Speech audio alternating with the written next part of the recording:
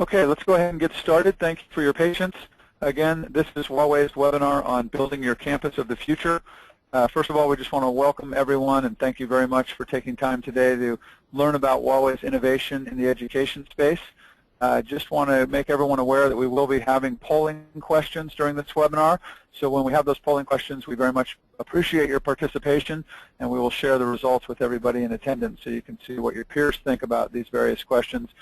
This helps our presenter quite a bit in terms of learning the direction of the audience and what your important areas are that you care about, and it'll help him guide the presentation, so we appreciate your participation. If you have questions, we appreciate you entering those in your GoToWebinar interface. The interface has a Q&A panel. Enter all your questions there, and we will take those at the end. And then I also want to mention that this webinar is being recorded, so you'll have a recorded version available on the Huawei Enterprise USA website. It should be up within 24 hours after the end of the presentation. We'll have that recording up. Today's presenter is Bruce Carrington, based out of Texas. Bruce is one of our guys who's a solution architect out in the field architecting these solutions, so he's a great technical expert and also somebody that just understands the realities of what goes on in the technical environment. So I think we couldn't have a better guy to be presenting. And with that, Bruce, I'm going to turn it over to you.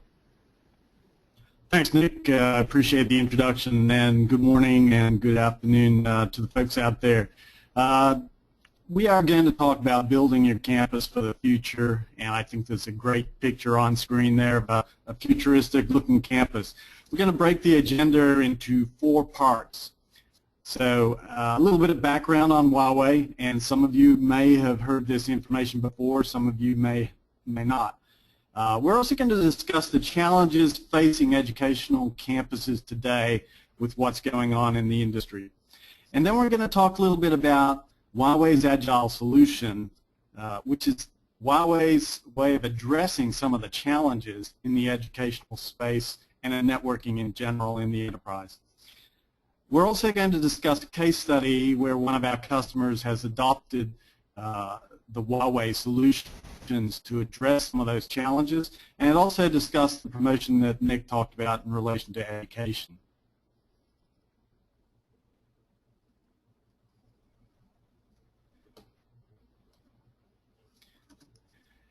So I think it's important to understand that Huawei, whilst well known throughout the United States, there's a lot of folks here in the U.S. that are not aware that Huawei is a global information and communications, telecommunications provider. We're a $40 billion company, and we're in 140 countries.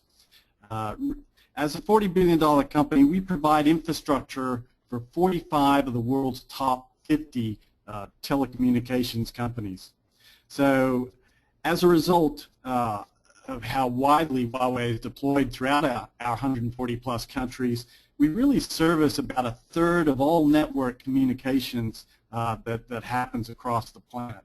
So serving about roughly 2 billion plus or minus people around the globe. Huawei has 150,000 employees, and a substantial amount, almost half, 70,000 of those are PhDs and EEs. They're very much an engineering-driven company focused on high-performing, cost-effective communications and information technology solutions. So in the USA, Huawei was established in 2001 when the then Governor George Bush opened up Huawei's headquarters in Plano, Texas. Huawei Enterprise is actually headquartered in Cupertino, California, and we also have a number of R&D facilities throughout the country, around 17 locations in all. And a number of these, there are a number of R&D facilities as a substantial part of that, those 17 office locations throughout the country. Huawei as a company here in the United States brings a lot of value to the U.S. economy. You know, we've conducted $7 billion worth of contracts to U.S.-based companies, and really from a procurement perspective have provided $30 billion worth of product and services to companies here in the U.S. that are selling their services and products to Huawei. Huawei as a company also brings a full, not just a full product portfolio of solutions to the carrier and enterprise markets, but we also have professional, technical, and learning services that complement the products and solutions that we sell. I think it's important to note that Huawei is also an innovator, really a global partner. There are a lot of players in the industry, a lot of niche players, but we are truly a global company. And one of the key things about our global operation is, as a $40 billion company, we make substantial R&D investment, not just in the number of R&D employees that we have or the R&D centers worldwide that we have, but the percentage of revenue that is reinvested back into the innovation of the technologies that we work with to consistently improve the products that we have. So, for example, I think the last measure was $4.8 billion worth of R&D investment, which was about 10% of our revenues. And I know the number increases above 10% at times for that reinvestment into the technologies. We participate and play a leadership role in over 180 standards organizations around the world. We're very much focused on industry standards and interoperability.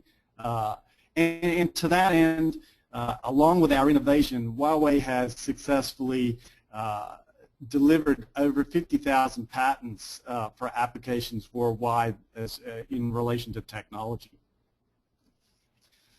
So as a global partner, and I think this map gives you some idea of the global and the R&D presence as well as the local presence we have here in the United States.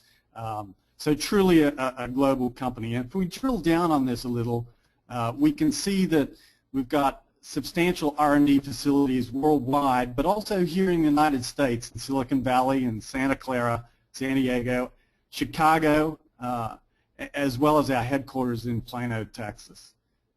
But really, truly, throughout Europe, throughout Asia, and other parts of the world, we have a substantial presence. These are just some numbers to give you a feel for the areas and the market impact of Huawei's mainstream products across the data center, LAN switching, routing, telepresence. Some of these areas you may not be familiar that Huawei is a significant player where we rank number 1 or 2 in the standards. And as I mentioned earlier, as the infrastructure of choice for 45 of the world's top 50 telecommunications provider, we lead in LTE wireless communications for mobile phones. So that's not gone unnoticed in the market, excuse me, and to that end, we see that Gartner and others have taken note of where we are, not just in the carrier market, but in the enterprise market across switching, wireless, firewalls, and our cloud engine data center switching product portfolios. We have a substantial portfolio of optical products as well as microwave, and hold leadership positions in those segments of the market. So let's talk about ICT convergence. And really, this is the state of the market. Excuse me. This is the state of the market today, and what we're seeing really that's being driven by consumerization of technology, cloud technology, and mobility is driving the convergence across the data center in all segments of the technology industry and across all industries.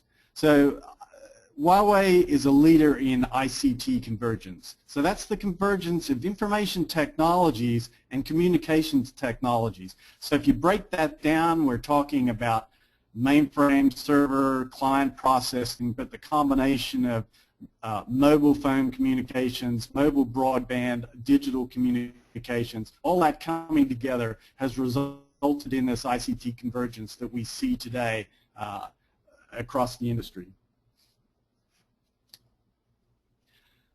So if we start to have a look at how that's affecting education and what ICT building blocks are really made up of. So if we take a school environment, for example, the combination of your cellular networks, your Wi-Fi, the optical, the video surveillance, the voice over IP, and combine that with your IT building blocks of server, storage, networks, the virtualization, you can begin to see how this convergence is happening both on the client side as well as on the back end, on the communications and IT infrastructure side as well. And really, if you look at basically the fundamental thing is information communication technology is really seen today as a utility. Always on, always there. That's the expectation. Just like electricity, phone, water, or gas, ICT really could be considered the fifth utility. So Nick, it is time for polling question 1, and I wanted to hand over to you. Excellent. So first thing I want to find out is what the top issue is that keeps you up at night regarding your campus network. So if you're in an educational institution, go ahead and just answer this straight up. If you're a partner, provide some visibility to your customer base on what they're telling you is their top issue. Is it security?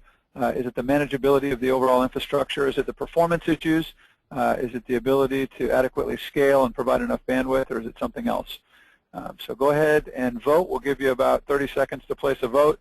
Also want to reiterate, if you have questions for Bruce as he goes through the presentation, please keep those coming in the Q&A panel. We did have one gentleman who says he's having some sound issues, so let us know if you got that cleared up. Hopefully the rest of you can hear us okay. So apologies for any issues with the audio, but other than that, good job. So we're going to go ahead and close out the poll here in about another 5 seconds, so please get your vote in and then we'll share the results with everybody. All right, let's go ahead and share the results. And what you can see, the top of the list is security. No big surprise there, but it is kind of an interesting spread between manageability, performance, and just a little tick up on the scaling and the bandwidth. So Bruce, it's good. I think you're going to cover pretty much all of these things, so that's great stuff. And I'll go ahead and send it back over to you, Bruce. Thank you.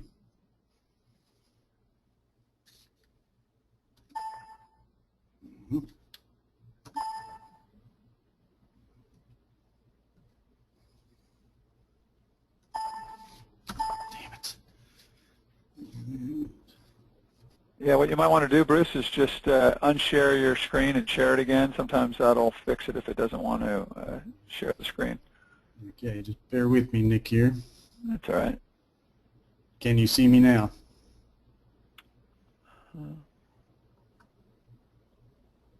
Not yet. What I might do is take away the presenter and then give it to you again and see if that fixes it. So just hold on 1 second.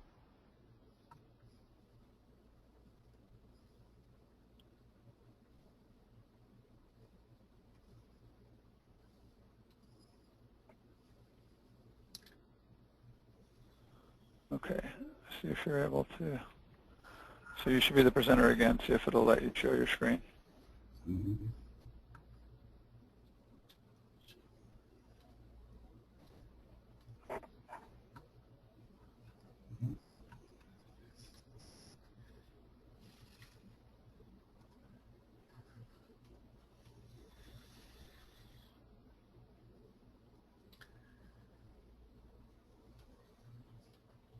Is it giving you absolute fits at this point, or any hope? Because the other thing I can do is just drive the presentation off my screen. Does it not seem to want to let you? How is that appearing now? Are we back up? I don't think so. Okay, let's... I'll tell you what I'm going to do. I'm going to go ahead and take control back over, and you have the presentation, so we'll start on slide number 13, and I'll go ahead and present it from my machine. Okay.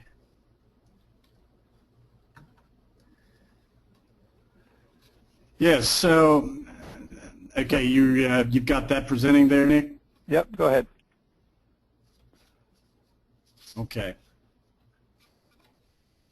So I think the important thing here is that Huawei is well positioned to leverage its expertise both from the carrier side of the network, where we help companies become complete service providers, and the enterprise background, where we are providing a full portfolio of ICT solutions and services, as well as our high-end position in the consumer market, where we are the #3 mobile phone manufacturer, and also broaden people's mobile access through mobile internet, digital home, and the tablets and phablets that we provide that allow end client usage across all of these segments. So we really do have an end-to-end strategy where we can leverage all of the pillars of the carrier, enterprise, and consumer segments to address the ICT convergence as we move forward.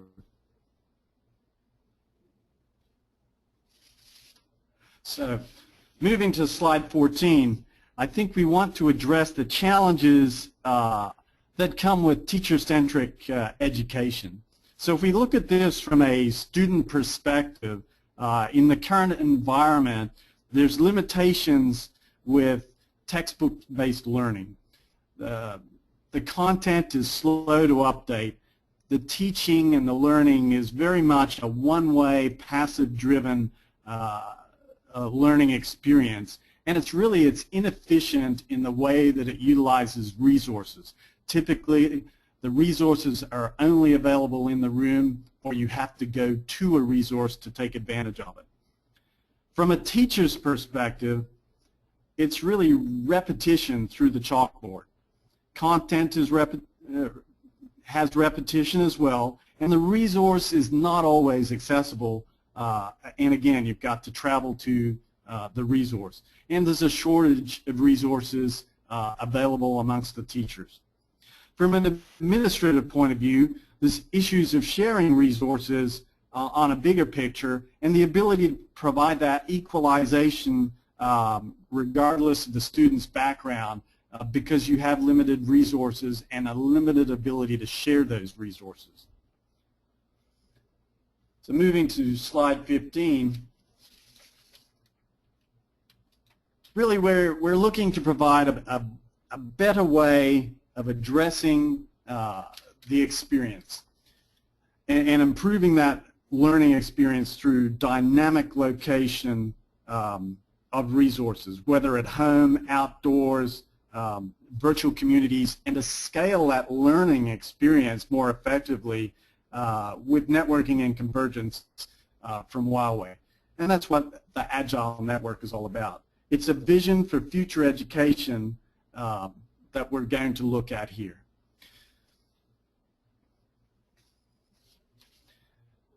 So Nick, the next slide.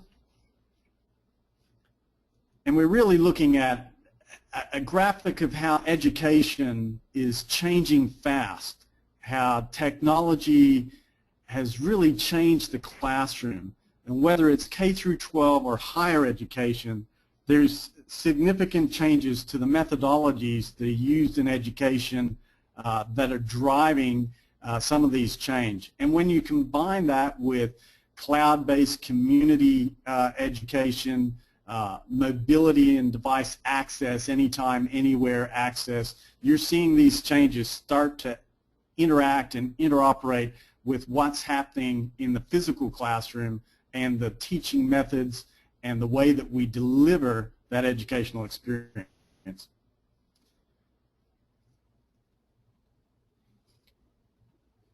So next slide, Nick. And really what we're looking here is a vision of the future, a ubiquitous learning experience. So it's important that we understand all of these capabilities, the interactive, multimedia, and making education more student centralized, where we have the ability to share the resources anywhere, anytime, any access, any course. And it's a modern experience that can take advantage of everything that technology has to offer. We want to make that learning experience dynamic and location independent.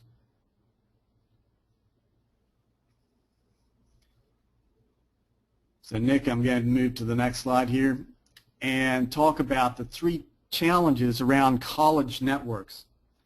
So the types of things that we're talking about here are the complexity of network access, customized network applications and network access drive the complexity around college and university networks and those challenges. This increases the complexity of the network operations and management for those maintaining these networks.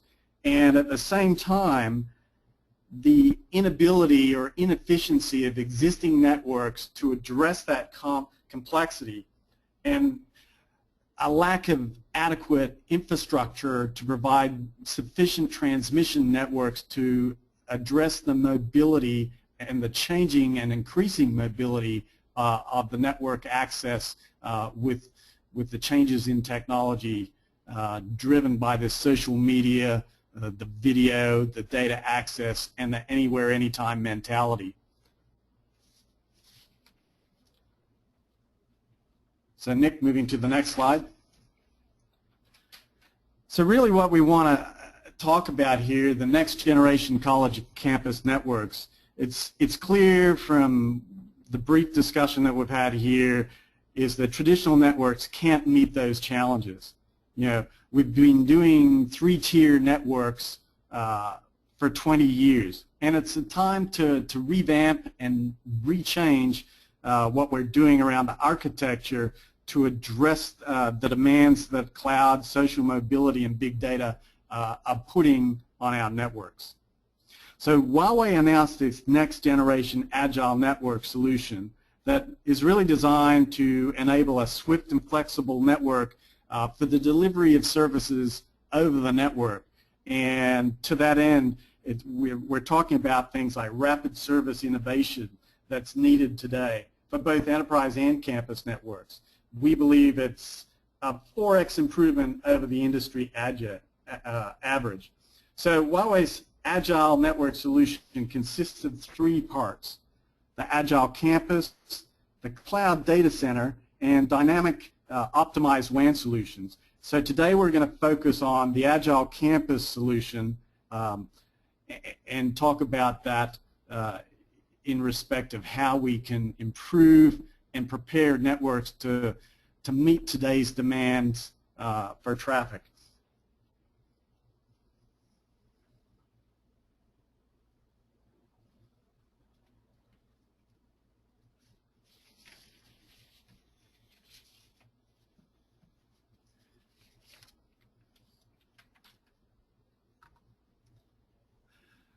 So Nick, on slide 20, I think we really, this slide really talks to the, and illustrates Huawei's Agile Campus solution. So the lack of a user experience, the lack of quality controls in the network, and inefficient service deployment.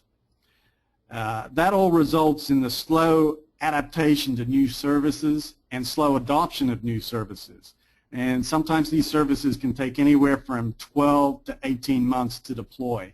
With the demands on the administrators, the IT and communication staff today, it's unacceptable to have that kind of time frame for deployment of new services. So Huawei's Agile Campus solution provides a highly adaptive network architecture to address exactly these things: the lack of user experience, the inefficient service deployment, and the slow adoption of services.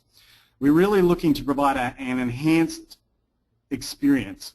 So to address things like drops in service quality, unclear voice over IP, where everything is dynamically adjusted by the network itself. we're looking at efficient operations and management by simplifying network management and providing a single pane of glass to really help reduce OpEx related to operations and management. And then to address quick service innovation, allowing the network to have ease of deployment of services in a fast and agile manner to reduce that time frame to deployment from a 12 to 18-month period to a 3 to 6 month period. So Nick, I believe it's time for polling question 2. You are right. You are right. All right, let's take the next polling question. So we asked before about what the top issue was that keeps you up at night. Now what we want to know is if you had immediate money right now, what would be the most pressing thing that you would want to improve with your current infrastructure? So is it upgrading your core network? A lot of you guys have slower back-end infrastructure, so would you want to get it up to 40 gig? Is it upgrading your WLAN deployment? Either you don't have very good WLAN, you've got areas of lack of coverage, those kinds of things. Would that be it? Is it improving your backup and your disaster recovery implementation? Some of you don't have DR at all, so improving your whole backup and recoverability and disaster recovery. Is it you're trying to move to VDI? And if so, would that be what you would spend your money on if you had it? And then finally, is it something else altogether? So those are the options. Go ahead and place your vote. And again, this is we realize some of you would like to do 2 or 3 of these things, but this is if you had to choose one, what would be your most pressing upgrade or your most pressing improvement that you would do to your existing infrastructure in your campus? And again, if you're a partner, just give us a vote on what you're hearing from most of your educational related customers, what you're hearing out in the marketplace today. So go ahead, we'll give you just another couple seconds to vote, and then we'll share the results. By the way, we are getting quite a few good questions coming in on the Q&A panel, so please keep those coming. We appreciate it. And let's go ahead and close out the poll and share the results. And what you can see is that upgrading the WLAN was the #1 vote getter, so that 37% of you, about a little over a third of you, would like to do that. And then there was a pretty good tie between the DR area and the VDI, and to a lesser extent, just upgrading the core network itself, and a mystery of 5% other. We'd like to know what those things are as well. So with that, I'm going to go ahead and continue on here. So Bruce, tell us about the ubiquitous services. Yeah, absolutely. And I think the poll is a testament to the growth in mobility, and obviously people have concern with the WLAN because that's where all the mobility action is where the rubber hits the road, so to speak, with all the mobility. So in a traditional network, one of the things that's a challenge is user access rights can be difficult to control. So you've got different devices, different terminals, different operating systems, and as a result you get inconsistent experiences. You can't control network security efficiently. Mobile traffic comes in bursts, it can't be predicted, and the network can't adjust to those traffic peaks dynamically.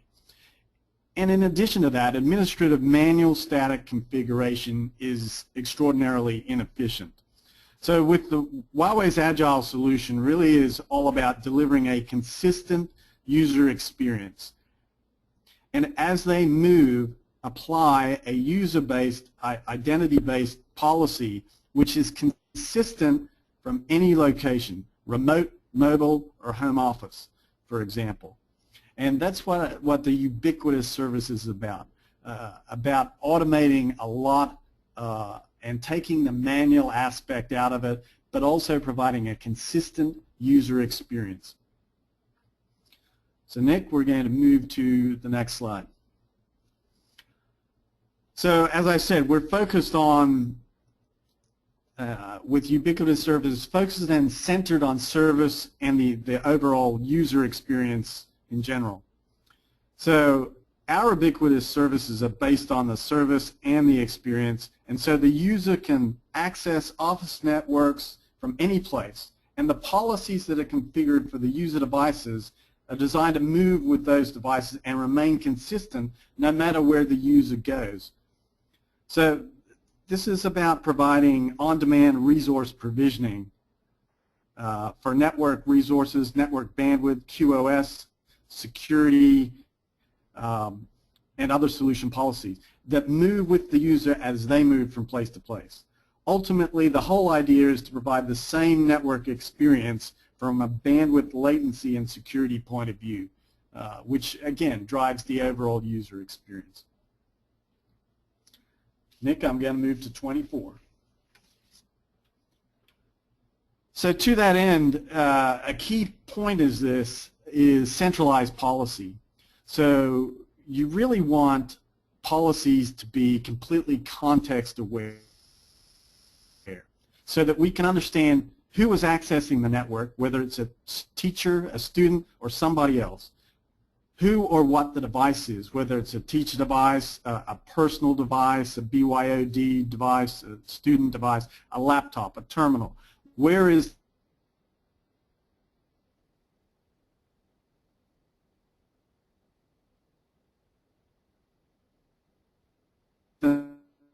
what time is it happening? All these parameters go into creating the policy that you want to have and that remains consistent no matter where the user is as they move. Nick, I'm moving to the next slide, and we're going to talk about user group policy.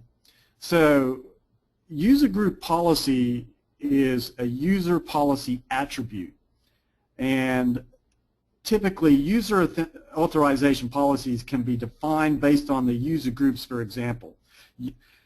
Let's say you can define a user policy based on an attribute like accessible server resources or bandwidth control. And so using customized user group policy helps in multiple ways.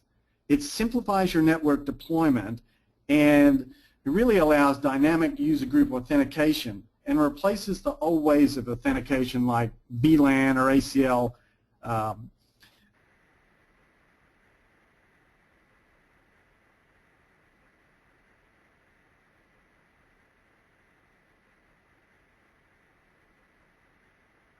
Bruce, we seem to be having just a little bit of problem with your audio from time to time. Not quite sure. It's kind of mostly good, but seems to be fading out just a little bit. I've got control over that, Nick, but I'll keep my mouth close to the microphone. So ultimately, all of this, I think, simplifies the operation of maintenance and really is designed to save OpEx as well, which is a key focus of your CIOs and their focus on the budgets. Nick, if we can move to the next slide. We're going to talk about authentication and what Agile Network brings to the table. And really that is the multiple methods of authentication around the policies that you have, where you can utilize 802.1x or MAC authentication or portal authentication, or separate out your IPv4 and IPv6 authentication.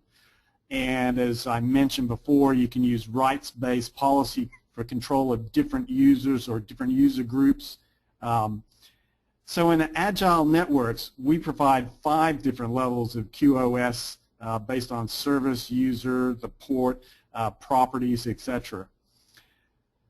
Having that flexible authentication mechanism brings a level of agility into the network that you really would expect from a next generation network architecture.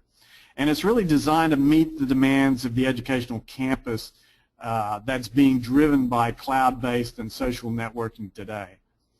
So having that ability to have different authentication methods is easy, and you want it to be able to be done with using the same user policy, not having to maintain multiple different policies. You can do this with a single user policy. Nick, and we're going to move to the next slide.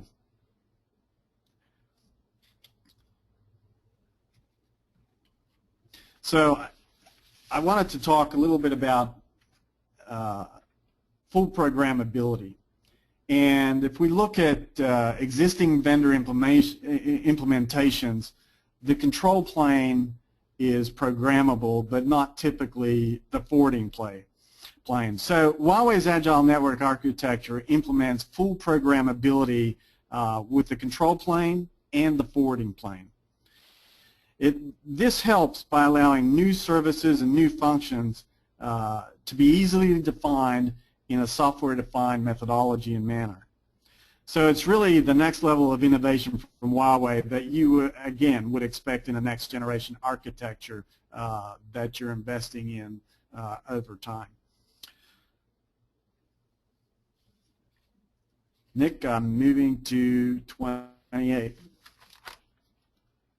So I want to talk a little bit about real-time quality detection. So in traditional networks, it's very hard to locate and find network faults. And it's really always after the fact when someone calls support, the network admin or the IT admin, that their video or their VoIP is not functioning properly. So Huawei introduced IPCA, which is a packet algorithm for the Internet, which enables the network to automatically detect network faults and link issues in real time, fix those issues, and log those issues for later analysis after the problem has been resolved or taken care of. So it's really a step towards a self-healing network and proactive management. So this works both on the links as well as on the module and on the chip, bringing kind of real-time fault resolution to the next generation networks from Huawei. Nick, I believe we're over to polling, and I just want to do a sound check on the audio there.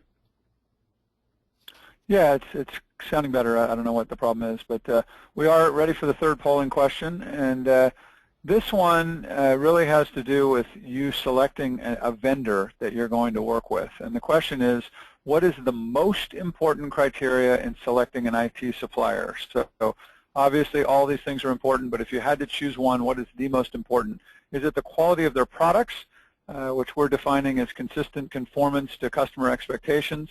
Is it cost? And this is both the cost of the product itself and the ongoing operational cost for support and service. Is it delivery, being able to get the product when you need it and being able to get it in a consistent, predictable manner through the supply chain? Is it innovation? So working with companies that are investing, as Bruce said, heavily into R&D and being able to come out with those new cutting-edge technologies, or is it something altogether different? So please take a minute to vote. I would love to just get your feeling on what is the most important criteria when you select a vendor, and we'll share the results with you here just in a second. Also want to just appreciate everybody's patience. I know we've had some challenges with the screen, and I'm trying to keep up with Bruce here as we advance through it, so thank you for your patience on that. Please go ahead and vote, and we'll show you the results here momentarily. All right, let's go ahead and show you the results. And no real surprise here. Quality is the overwhelming winner here. It's the most important thing. Cost is a factor, obviously, and then there are other factors that we would like to find out about. So all good. Let's go ahead and continue on. Bruce, take it away again. Yeah, absolutely, Nick. And I think, as you mentioned, quality, that's one of the areas of focus that Huawei has had. Definitely from an engineering point of view, there is a very big focus on quality and performance. So in terms of wired and wireless convergence, and so if we look historically, when you've had a wired and a wireless network, there have been separate networks. So the wireless network is typically overlaid on the top of the wired network, and that can create problems in terms of policy, security, control of QoS, et cetera, et cetera. So with Huawei's Agile solution, we have the ability to virtualize the wireless APs as a switch port and configure them as a switch port. In addition to that, we can take the access switches and configure those as a line card on the switch. And this really, the combination of this eliminates the need for additional hardware for access controllers and so forth. So an CAPWAP tunnel can also be configured from the Agile switch to the access point, really bringing a zero-touch configuration and methodology whereby you can just download the config to the Agile switch, which will then automatically update the access point. This allows you overall to have a single policy and really brings to reality true convergence between the two networks and really results in one network, which is ultimately the goal and something that you would expect in a next generation network. All about simplification, ease of management, and operation. Nick, moving to the next slide.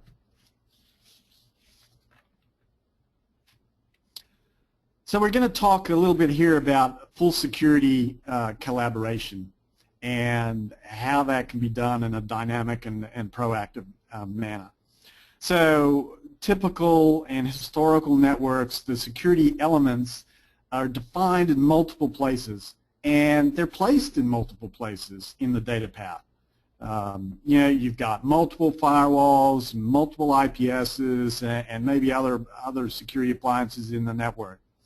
So the design with the Agile network takes a different approach to this, where we define a campus controller and a shared pool of security resources and devices. This way we gain, you know, full visibility and a holistic approach to implementing security throughout the network. So as a result of that, it allows us to do some other things.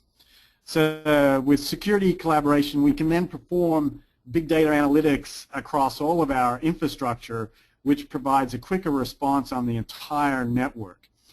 And that campus controller can apply the policies to the traffic. So for example, if we need to implement some firewall services, the policy can direct the traffic to the firewall located in that shared resource pool, apply the policy, and then the policy can egress or send the traffic, the good traffic, to its intended destination. So the advantages of this is really optimizing security resources in a shared resource pool and reducing overall the amount of resources you have to have. Moving to the next slide, Nick. So to be complete, we're going to have a very brief discussion here on Huawei's AnyOffice BYOD solution. Really, if you look at Huawei, we're one of probably the only vendor that can bring an end-to-end solution from a client-end device all the way through to the back end. So complete end-to-end portfolio of end-user devices, mobile phones, tablets, phablets, but all the way back to your switching as well as your mobile communications and LTE and optical and microwave and so forth.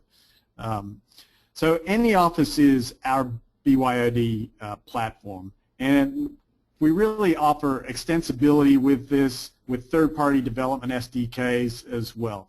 And I'm going to talk about a little more on the next slide, Nick. So when we talk about AnyOffice and a BYOD solution, we need to talk about device security and mobile device management, but not just mobile device management. We're also going to talk about secure VPN and SSL VPN to the network. It's really more about comprehensive control, the ability to lock USB ports, manage screenshots on the device, GPS roaming, jailbreaking of the device, the ability to remote wipe the device, and having full chip-level security, and we do this with ARM-based processes that are very prevalent out there in the industry. So really we're bringing all of this capability to terminal and devices to meet your needs. And it doesn't have to be Huawei devices, it can be other devices as well. So moving on to the next slide, Nick. And I want to talk briefly, and it's very important obviously to the audience, about WLAN and WLAN capabilities. In particular, 802.11ac, and Huawei has a full portfolio of 802.11ac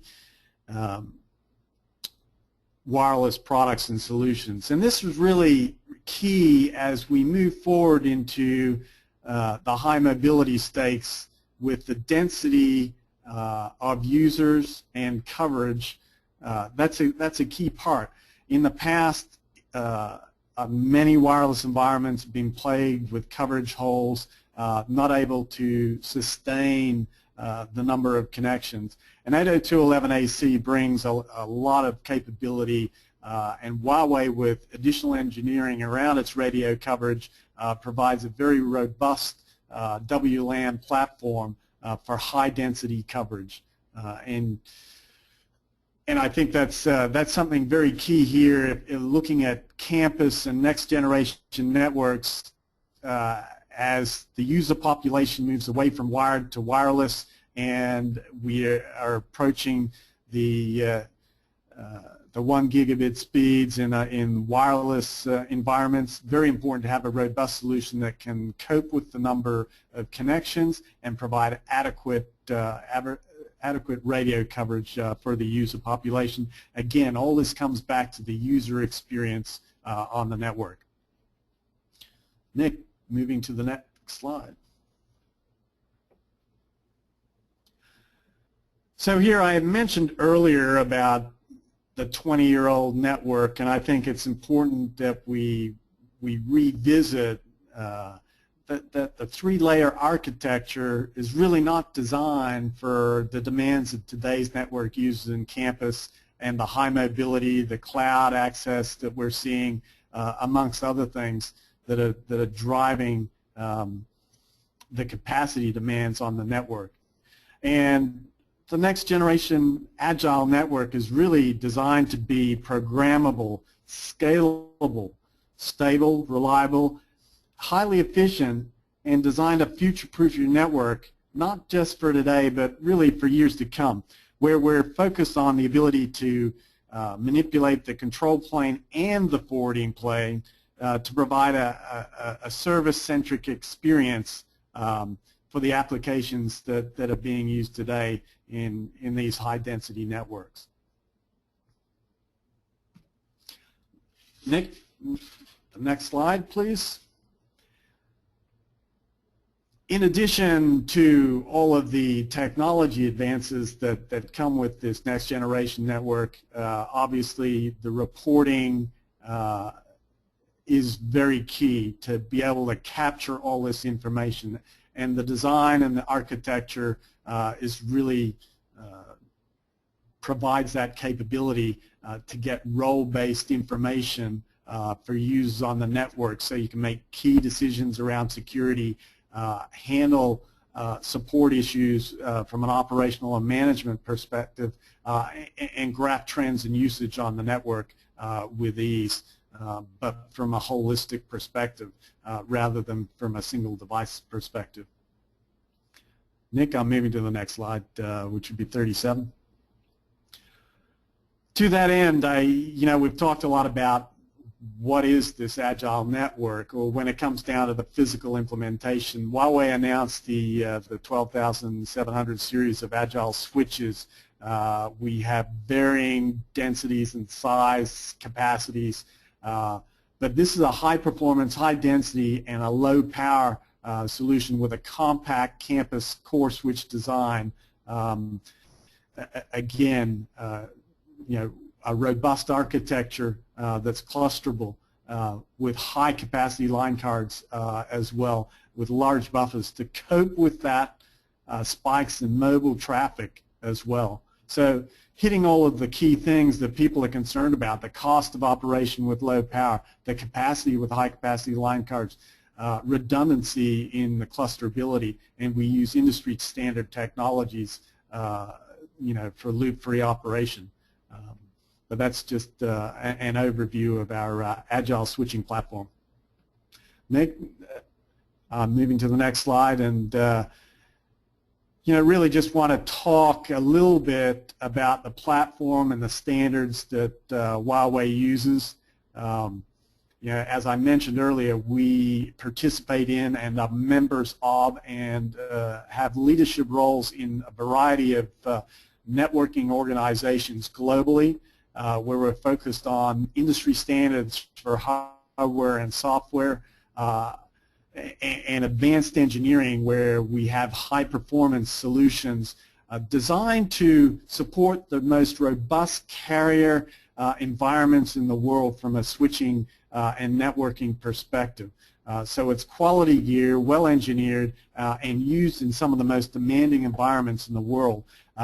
We bring over 20 years of network operating system expertise, fully compatible with other industry standards. And to that end, I'm going to cover,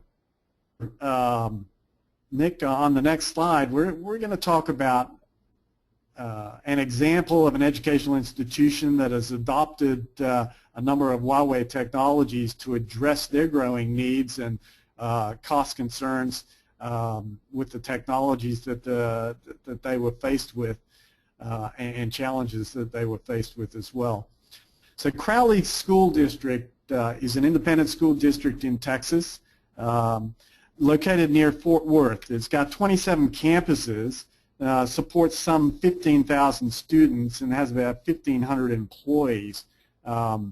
Really, they had a look at their network both from a budgetary cost perspective, but also for performance, to address the issues of mobility in their environment and, more importantly, flexibility in their environment.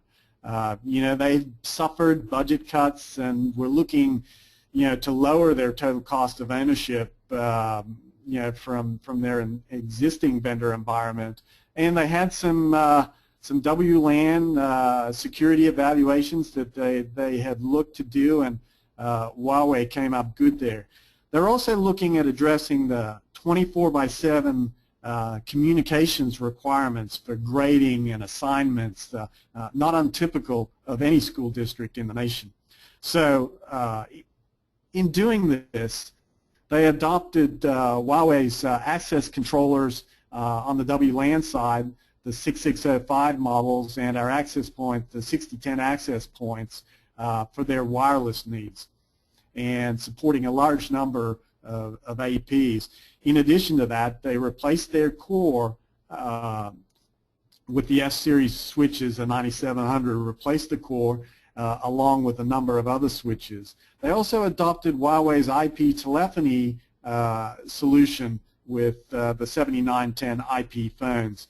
And they did all of this not just to reduce cost, but they had a limited number of IT staff to support the district. And they've been incredibly satisfied with the solution. And we have a testament, I believe, that's available on the web from Crowley as well. So Nick, I'm going to move to the next slide, and I believe you're going to give us a few words on that in the following deck.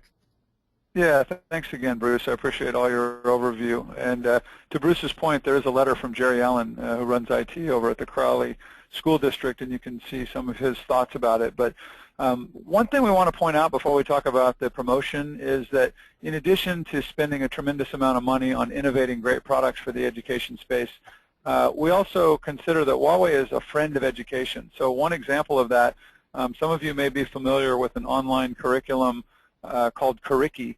It's also similar to other similar kinds of offerings. Khan Academy is another one.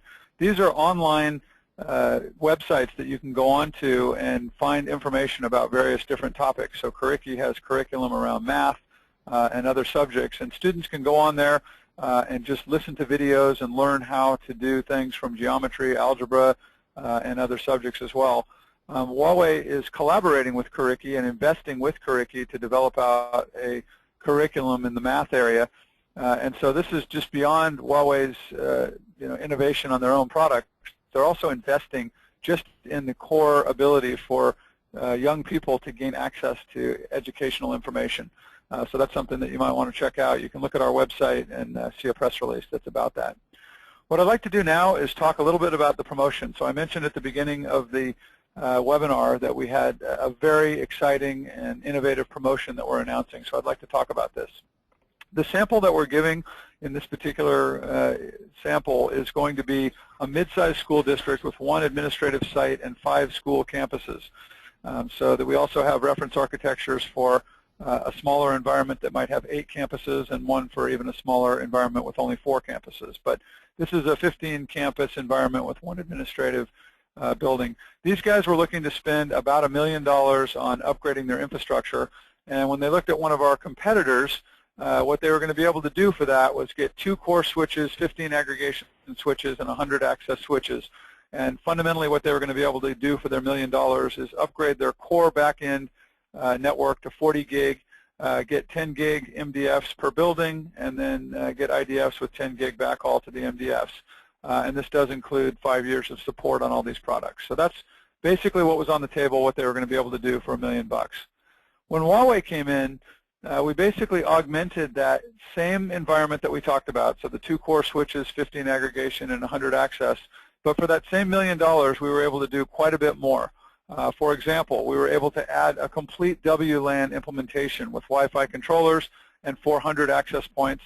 We also were able to implement 6 physical servers that were able to add over 20 virtual servers into the environment running all their applications, and also 96 terabytes of storage, which was going to be used for all the various backup of the data that's in the environment. This does provide 5-year support on all of these products that we're talking about. And the big kicker, the big promotion that we're doing is in this particular environment with a reference architecture of about $1 million, Huawei is also delivering 1,000 Chromebooks into this environment. So in addition to the extra hardware that you were able to get for your $1 million, meaning the servers, the storage, and also the whole WLAN implementation, we're also providing 1,000 Chromebooks into the school district that they can use for students that don't have access to these kinds of devices, or for classrooms where they want to implement Chromebooks for all the kids. So this is the promotion. I think you can see this is extremely compelling. So I can tell you on the 500K example, it's 500 Chromebooks. For the 250K example, it's 250 Chromebooks that are going to be added to all the infrastructure. So when you kind of net it all out, what you can see was what was on the table from vendor X, we'll leave them nameless, was a nice upgrade of their core network, both at the access aggregation and within the core itself. So that was nice. But with Huawei, you get all of that, plus you're going to get the extra storage for the backup. You're going to get the server so you can have virtualized applications running. You're upgrading all the WLAN and providing the latest and greatest in the WLAN environment, and the Chromebooks, which we think is just a very innovative and fantastic addition to the offering that we're providing. So that's a bit of a summary of the promotion that we're doing, and that will conclude the main part of our presentation. We've used up almost all of our time. We do have time for just a couple questions. So Bruce, one of these came from one of the gentlemen in attendance, and what he said is he's used to selling Cisco, he's used to the Cisco IOS, and just wants to know how hard is it going to be for him to learn the Huawei operating environment on the switching side. Well, Nick, now that I've unmuted my microphone, I can probably answer that. So actually, it's not a big issue at all. It's extraordinarily easy for anyone with any background Cisco knowledge to adopt Huawei's network operating system. We have equivalent commands. We have the ability to take the syntax. We've got a translator that can translate the syntax to the Huawei syntax. And Huawei commands are very more English-driven, if you will, from the cryptic iOS commands that we see. But our experience and feedback from customers, as it's not been an obstacle at all for people to adopt Huawei versus Cisco and leverage the knowledge of the Cisco environment in a Huawei environment. Great. Another question that's kind of an adjunct and follow-on from the first one is talk a little bit about the interoperability. So if you've got an environment with multiple vendors in it and you start to put Huawei devices in that environment, what can users expect in that kind of situation? Yeah, so it's a great question, and my first response would be seamless operation. First and foremost, we're industry standards driven, and so interoperability is not an issue and has not been an issue. However, probably the best example of this is Huawei's support of the Interop event in Las Vegas, where they interoperated with many multiple vendors in setting up the Interop network. And the InteropNet admins were incredibly impressed about not only the interoperability, but the stability and the capacity that was provided by the Huawei switching infrastructure that was deployed there. In addition to that, Huawei participates in interoperability centers around the world. I think we have at least 4 that we own, and we participate with other partners, and we partner in interoperability testing between vendors. So we're aware that we don't have interoperability issues, and it's not an area of concern for most people deploying, especially industry standard protocols and networks with industry standard equipment.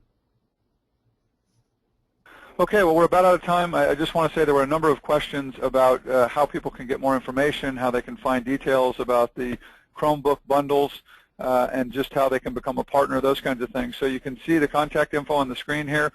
The main Huawei Enterprise website in the U.S. is this website. You can see HuaweiEnterpriseUSA.com.